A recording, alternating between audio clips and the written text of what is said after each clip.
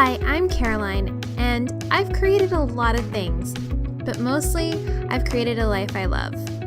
Join me on my journey as a podcaster, business owner, and mom as I try to create all the things. Welcome to the Caroline Creates podcast. Hey everybody, and welcome back to another episode of the Caroline Creates podcast. I'm super excited to dive into a topic today that I feel like a lot of people, especially when they're starting out, get really intimidated by, and that is recording. I think one of the biggest hurdles that at-home podcasters face is this idea that if you are not surrounded by the most amazing equipment and a soundproof studio, that recording is going to be a struggle. And yes, that can definitely be true, but for the most part, there are a lot of things you can do to achieve a really good sound at home that doesn't cost a lot, that doesn't require you building a studio in your home. You know, I don't record in a padded studio booth. I record in an office, in just a room with a microphone and some headphones. And that's all I do. I don't make it complicated. I don't overcomplicate it. I've never done anything complicated with my recording. In fact, when we first started out, we just wore like the headphones that come with your iPhone. We were at least sensible enough to know that we needed a microphone of some kind, but neither one of us had a microphone, and we were really excited to get started. And so the first few episodes of our podcast don't have the best sound quality because of that. But, you know, we started somewhere, and that's kind of what you have to do. But today specifically, I want to talk about recording, some of the do's that I think are really important, some of the don'ts, and I want to talk a little bit about some common problems that I come across as an editor and how you can work on them. So my first number one do is to get a microphone. It does not have to be expensive. It doesn't have to be fancy or Instagram worthy. I use a Blue Snowball most of the time, which is a relatively inexpensive microphone, and I get pretty good sound from it, which is awesome. I actually like it a lot better than a lot of other microphones I've tried, and that could be just because in my environment it works really well. But I also have an expensive Yeti microphone that I actually don't love. I really struggle with getting good sound from it. I think sometimes the Yetis have to be in a very perfect environment to achieve really good sound. And it's super frustrating for me as somebody who's like got to just record quick in their home, in their office, on her desk. And so I really love the Blue Snowball because of that ease that it offers, but I just feel like I get really good sound. All that to say, it doesn't matter what microphone you use. Find a microphone you love, but you need to have a microphone. A microphone is going to make a world of difference in the quality of sound that you get when you're recording. You definitely do not want to be recording over your computer speakers. And while like the microphone on a headset is really great, and I'm going to talk about how to deal with that with guests in just a second, I feel like just for like your own voice to sound as professional as you can get it, definitely get a microphone. So that's my first like big number one do. The second thing is find a room to record in. And this doesn't have to be, like I said, a studio, or I know a lot of people are really into recording in their closets. You don't even have to record in your closet unless it's the best place. But I just record in an office. And I think what makes this office work is that it's a small room. It does not have a high ceiling. It has a door that I can close. And I do have a window, but it's covered, which is really important to help combat like street noise and things. And so if you're kind of limited to the space that you have, and you want to record in a room, but you're near a street or whatever, get some blackout curtains for your window, and that'll help kind of muffle the sound and really help with that. So yeah, just having a dedicated space that you can record in. Again, like I don't have padding on my walls, but I don't have a super high ceiling. And I think a lot of times I will hear podcasts and like I can tell that they have a super high ceiling. I'll tell you about that in just a second. The other thing that is a big do for me is headphones. Now, this is especially important if you're doing interviews. You need to be wearing headphones. The person you're interviewing needs to be wearing headphones. And the reason for this is because if you're not wearing headphones, you're going to record the feedback from the speakers on your computer into whatever program you're using to record. This is a really this is one of those things that as an editor is like nails on a chalkboard for me because it takes a lot of work to clean that out. There are like programs and things where you can debleed and stuff like that. And a lot of times it doesn't work the way I want it to. And so I end up just doing it manually.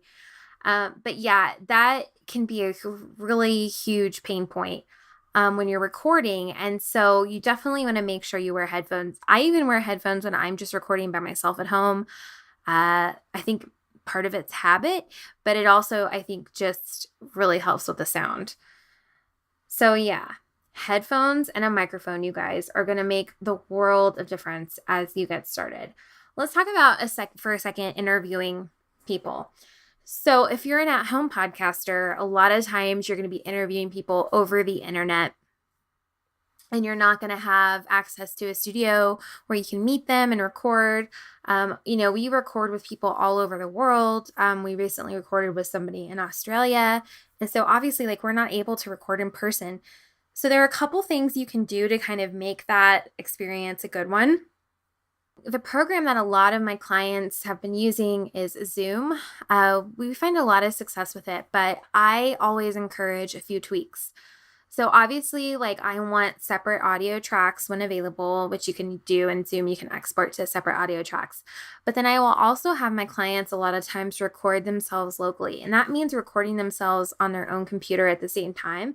So they'll run QuickTime in the background and record while they're also recording on Zoom. If you have a tech-savvy guest, having them record themselves is really helpful. Again, we had our friend in Australia do that, which was a saving grace because obviously there's a connection there that's very difficult to make sometimes, and it really helped us achieve better sound. But also, the thing is with recording over the internet is that it is over the internet. And so making sure that, you have a good connection, a good internet connection is important.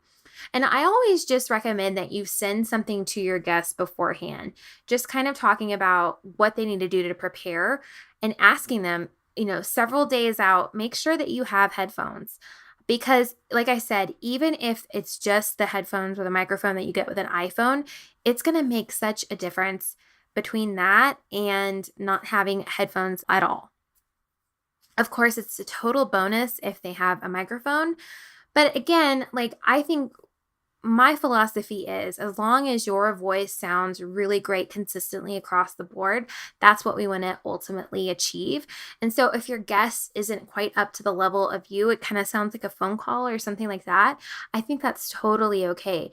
But I think just making sure that you are recording yourself locally, you're using a microphone and headphones is going to be really key to having good interviews and having good audio. Okay, so now that we've kind of tackled some of that, let's talk about some common problems that I hear. The first one I want to tackle and talk about is echoes. Wow, echoes. Oh my gosh, echoes. So have you ever listened to a piece of audio and it sounds like they're in a tunnel or like a cave? This happens a lot, and this can happen. I tend to hear this a lot with Yeti microphones as well. But again, this goes back to that whole high ceiling situation. So if you are recording yourself and you're constantly getting an echo, you need to change the location that you're recording. Again, I'm not saying you need to go into a closet, but look around you, see what room you're in, is it a big room with high ceilings and you're probably going to get an echo? Are you sitting in the middle of the room? Can you have your microphone up against a wall? Maybe you need just, if you don't have any options, maybe you need just one of those little kind of cubbies that goes around the microphone. If you do need to go into a closet, set up a chair and a little desk in a closet and see if you get better sound. But the thing is if you do hear an echo, you've got to change your location because that is a location issue. Now, if you have an editor like me, there are some things I can do to clean that up, but it does require more time on my part. and it'll definitely be less frustrating for you. So I just always like my encouragement to you as we're talking about any of these things is if you're having these problems, run some tests. Start recording in one place, record yourself, see how it sounds, move to another place, record yourself, see how it sounds, see if there's a difference. I can guarantee that the change in location will definitely help. Another problem I hear a lot is scratching. So let's go back to this whole headphone microphone thing that comes with the iPhone. So when you get an iPhone, you get this microphone on a cord with headphones. And a lot of people use these for interviews over the internet, that kind of thing. And I recommend them. I totally do. Because a lot of times we just want our guests to have a microphone and headphones. And it's like whatever they have is what we're going to work with. But if they're constantly moving around or touching the wires, you will start to get this kind of noise, this scratchy noise that's super irritating. And it's so hard to clean off. Obviously, like I work on it and I can get it clean, but it's definitely a problem. So if you're interviewing somebody and you see them kind of moving their hair, moving their cord around a lot, I will usually just stop and say, hey, you're kind of moving around a lot and I can cause some noise. Can you just keep still? And usually they're like, oh yeah, no, I had no idea.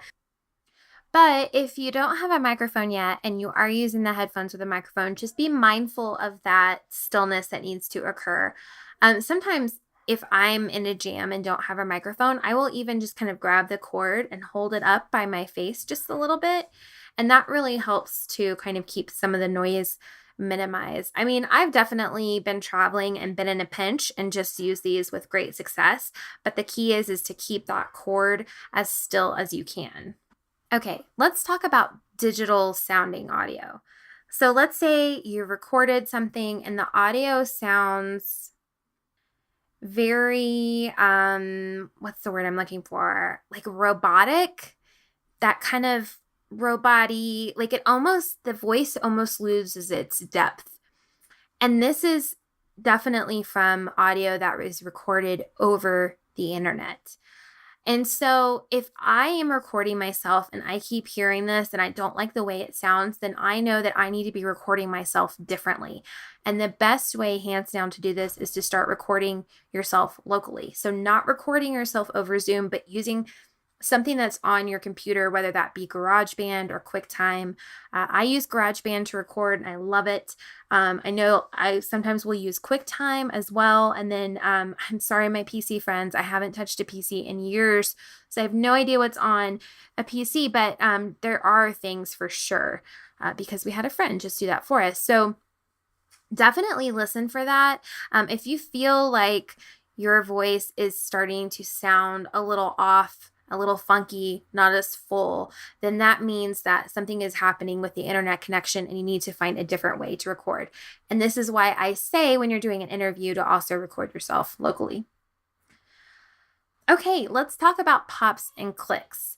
So when I'm talking about pops and clicks, I'm talking about sounds that are coming from the mouth. And unfortunately, when you are using a microphone, I mean, it's like a catch-22. I'm like, get a microphone. Oh, but here's the problem when you're recording with a microphone. Unfortunately, when you're recording with a microphone, it really enhances all those little noises that your mouth makes. Okay, don't get self-conscious on me. I don't want you recording yourself and then listening back to all of the smacks and the clicks and the things that you do, because we all do it. It's just part of our speech. It's part of the way the mouth works.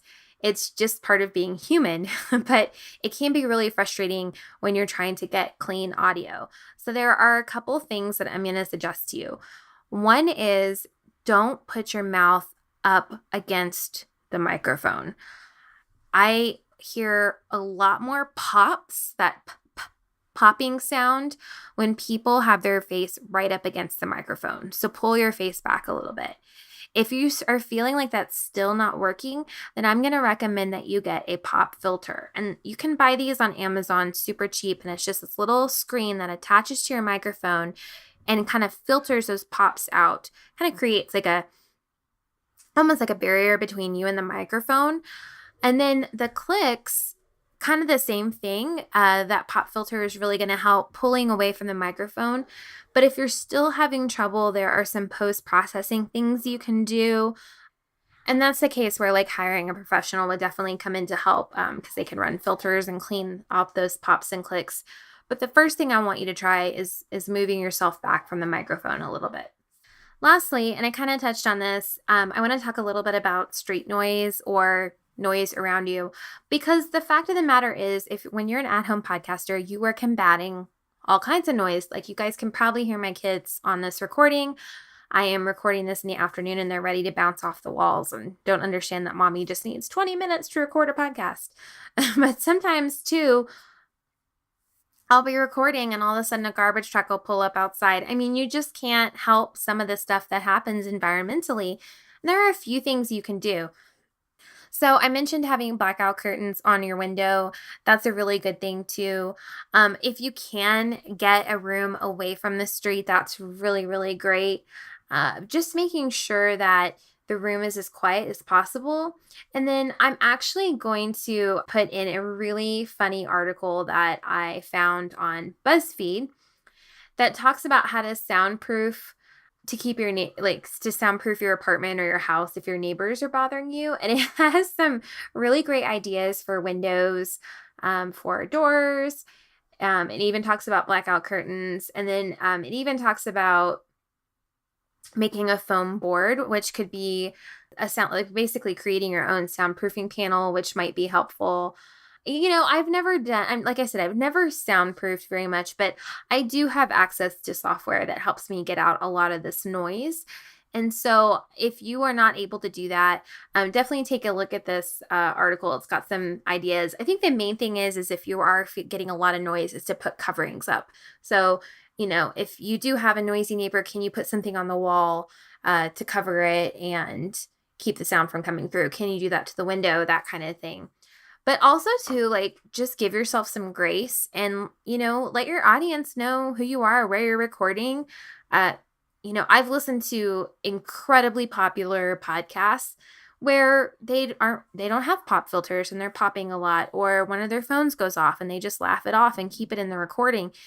You know, I think sometimes we try so hard to be perfect that it's almost too perfect. And a lot of times your audience wants to hear the real you and the real environment and what's really going on in your world. And so if you do have a few noises here and there, don't stress about it too much.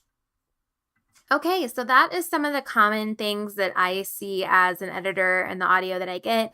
I hope this helped you. This was a really technical, fun episode, and I enjoyed tackling it. I enjoyed talking about sound. I really think that it can be like so stressful for my clients, the sound. And I always try to reassure them, like, take a step back, take a deep breath. Remember, you're an at-home podcaster. We're going to do these things, you know, that we can. And then I'll help you with the sound. And that's really what it is. It's trial and error. It's trying something, seeing if it works. If it doesn't, try something else. And you can definitely do that before you even launch your podcast, is take that time to kind of check on things, record in different spaces, and just, you know, give it a try. See what you can find out, but definitely get a microphone, friends. All right, I hope you have a great week. I cannot wait to be talking with you next week. And next week, we're going to talk about how to prep your podcast for a break. Some of us will be taking breaks with our podcast. Some of us run our podcasts all through the year. I'm going to be talking about the pros and cons of that. But if you are going to take a break, how to prepare for that and how to keep your audience engaged while you're on a break. So be sure to stay tuned. Again, I hope you have a great week. Thanks so much for listening, and I will be back next week. Before you go, please head to Apple Podcasts and leave me a review. I would love to hear from you. And to learn more about me and follow along my journey, head to www.carolinecreates.com. There you can also listen to episodes, watch YouTube videos, and find out more about my podcasting services. Thanks so much. Have a great day.